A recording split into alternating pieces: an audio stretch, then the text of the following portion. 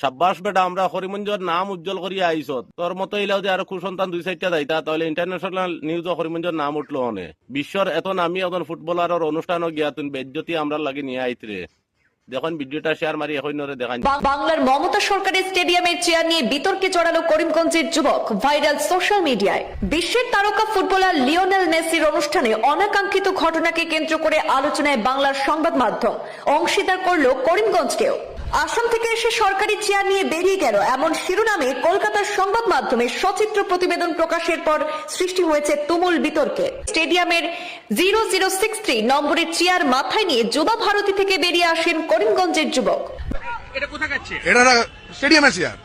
কোথায় নিয়ে যাচ্ছেন? বাড়ি নিয়ে যাচ্ছি। কেন? সেকেন্ড কথা হলো আমার বাড়ি লাগে আসাম, আমি আসাম থেকে এসেছি।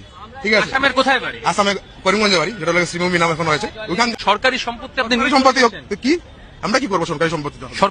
0063 চেয়ার নাম্বার আপনার বাড়ি আসামের করিমগঞ্জ। হ্যাঁ করিমগঞ্জ। আচ্ছা, হ্যাঁ এটা লাগাবো আসামে নিয়ে। মেসিকে দেখতে পাচ্ছ যে এই মুহূর্তে চেয়ার মাঠ থেকে নিয়ে এসছেন, দেখতে পাচ্ছ পশ্চিমবঙ্গ সরকারের সম্পত্তি একেবারে আসাম থেকে এসছেন, তারা নিয়ে যাচ্ছেন এই মুহূর্তে। দেখতে পাচ্ছ ভালো করে সেই ছবি, তুমি দেখতে পাচ্ছ যে মন্ত্রী বদলান পলিটিক্যাল পার্টি রীতিমতো ধস্তাধস্তি, এটা পশ্চিমবঙ্গ সরকারের। তুমি দেখতে পাচ্ছ এই মুহূর্তে নিয়ে যাচ্ছেন, দেখতে পাচ্ছ এই মুহূর্তে সেই ছবি। দেখতে পাচ্ছ পশ্চিমবঙ্গ সরকার, আমরা পশ্চিমবঙ্গ জনগণ। তুমি দেখতে পাচ্ছ এই মুহূর্তে সেই ছবি একেবারে। তুমি দেখতে পাচ্ছ যে এই মুহূর্তে দেখতে পাচ্ছ এই মুহূর্তে